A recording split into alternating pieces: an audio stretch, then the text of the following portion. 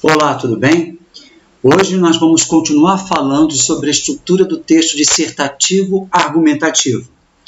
Um ponto, porém, nós temos que concordar e que já sabemos que faz parte desse conceito: a presença do ponto de vista de quem está elaborando o texto. Então, o texto dissertativo, ele parte justamente dessa premissa, ou seja, desse aspecto.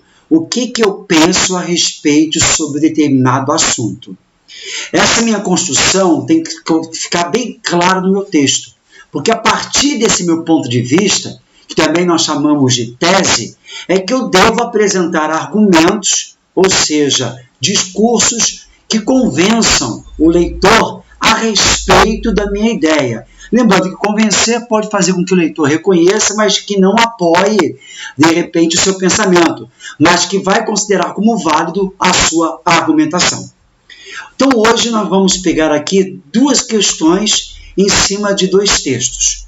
Vamos reparar o primeiro texto. O mercado é como Deus, invisível, onipotente, onisciente. E agora, como fim do bloco soviético, onipresente. Dele depende nossa salvação.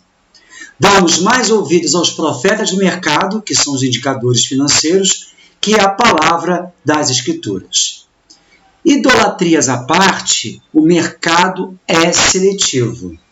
Não é uma feira livre cujos produtos carecem de controle de qualidade e garantia. É como um shopping center, onde só entra quem tem ou aparenta ter poder aquisitivo. Antes de irmos para a questão, vamos pensar no seguinte: qual é a ideia principal aqui? É a questão de que o mercado ele é seletivo. Já sabemos que ele começa o texto fazendo comparações, seja como Deus, também fazendo comparação que nós estamos escutando mais aos indicadores financeiros do que a palavra das Escrituras. E aí ele pega um fragmento desse texto para ilustrar a primeira questão.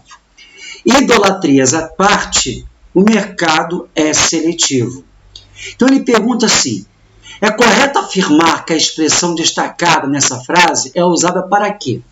Bom, o idolatrias à parte, nós sabemos pela compreensão do texto que estava falando sobre o fato de nós considerarmos muito o mercado. Mas o que ele quer colocar dentro do texto é que o mercado ele é seletivo, ou seja, só participa dele quem tem condições de entrar no mercado e fazer uma compra.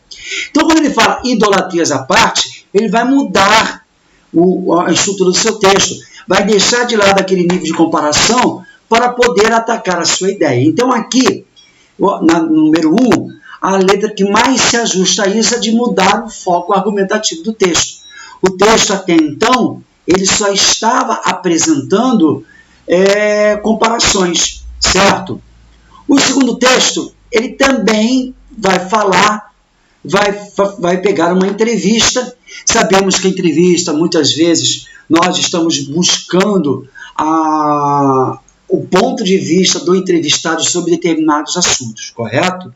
Então, o repórter pergunta para Michael Semer: como o senhor justifica a vantagem do pensamento científico sobre o obscurantismo?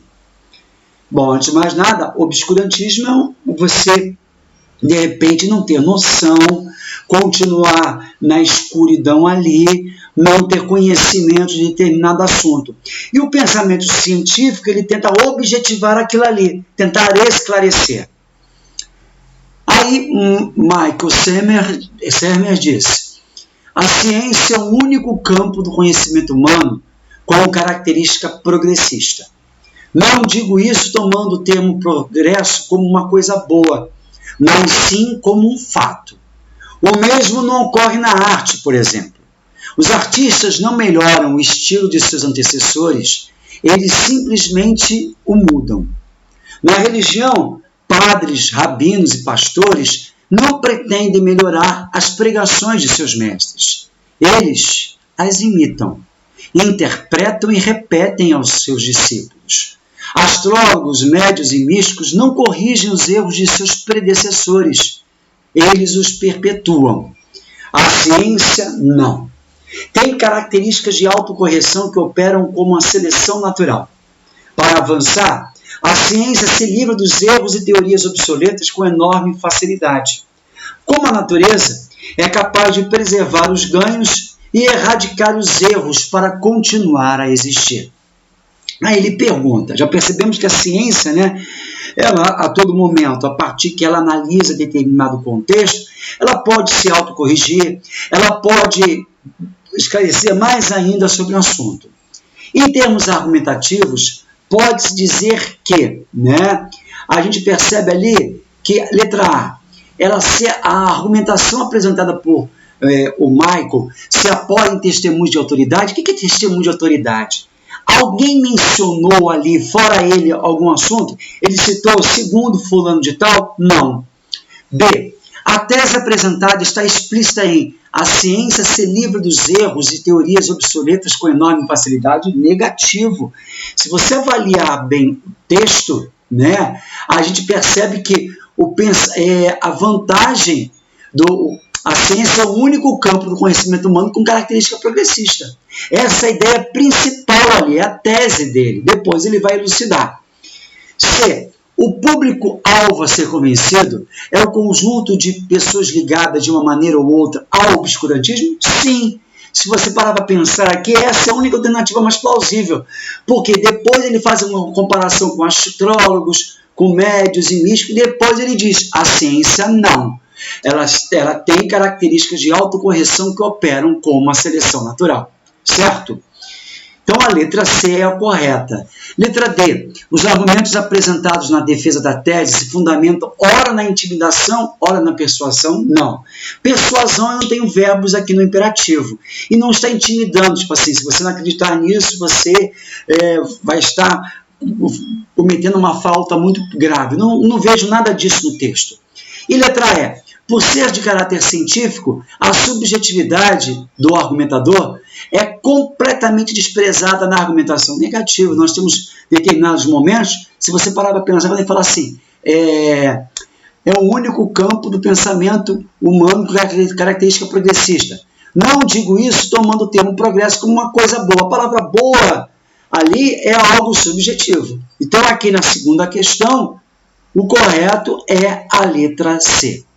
Correto? Então eu espero, por favor, que vocês façam com atenção e que na próxima semana nós já vamos estar fazendo uma atividade formal onde nós vamos praticar justamente isso, a identificação da tese dentro dos textos. Um forte abraço e até lá!